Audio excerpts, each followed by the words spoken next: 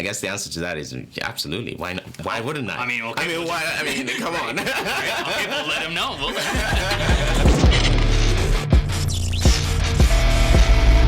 know. So you're now stepping into, Guardians of the Galaxy, the MCU, as this big villain, the High Evolutionary, and you're.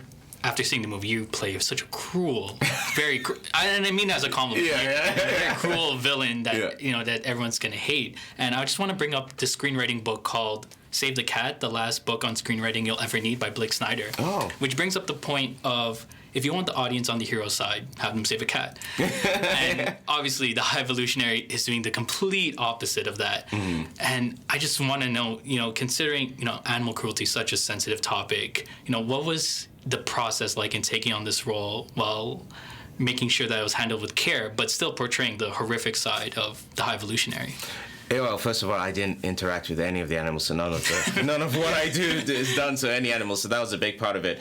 I think it's wonderful. I think it's really wonderful in the telling of this story, how much people, like I said, my agent went home and hugged her dog for ages, and someone else came in and said they did the same thing.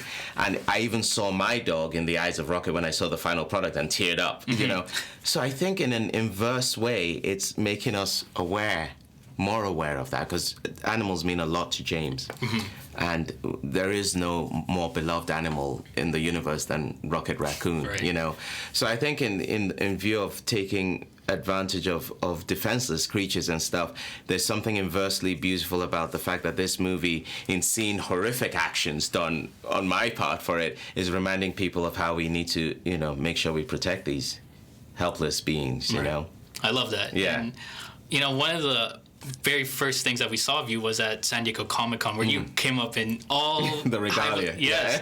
And you gave off this whole speech that really set the tone for what your villain was going to be. Yeah. And you mentioned that the High Evolutionary crosses genres by taking inspiration from Bond villains, mad scientists, and even King Lear or Richard III. Yeah.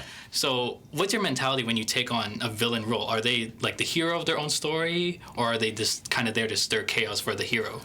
I haven't done it often, certainly not to this scale, but what there is, it's not about being the hero of their own story. There is no other story but their story. Right. That's all I focused on, was especially this kind of villain that isn't looking for some kind of redemptive path down the road. This guy has a mission he's not going to let go of, and one of the things James and I spoke about was that we're going for it in that sense. We're not going to try and sort of water it down.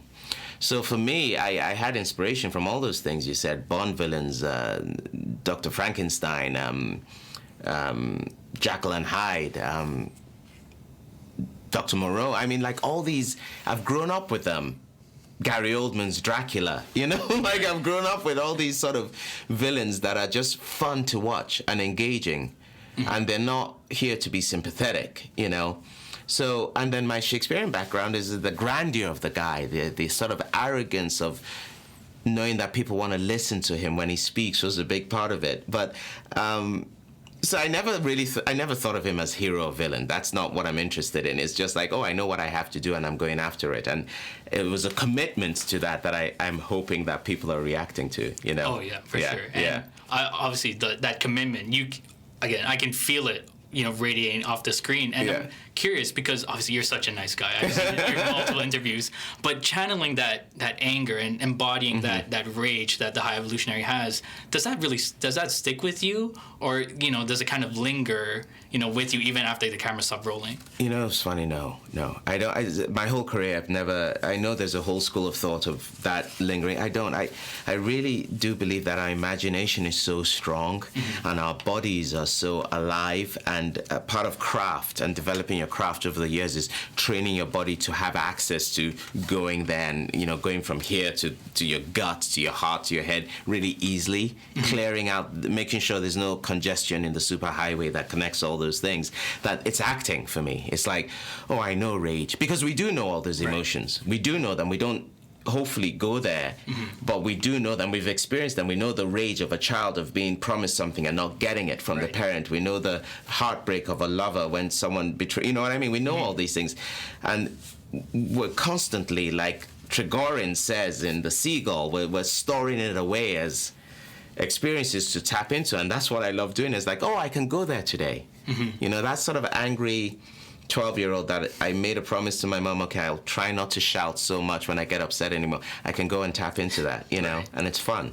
I love that. And, you know, just to step out of the realm of Marvel Studios for a bit, you know, a year ago, my editor-in-chief, TJ Zwarj, he was in a media roundtable for Peacemaker, and he spoke to you about, you know, your first meeting with James Gunn, which you shared was through a butt dial. Yeah.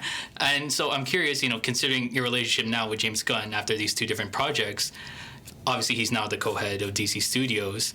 Even though we saw your character die in Peacemaker, would you be interested in kind of rejoining the universe as a new character, maybe someone more heroic even?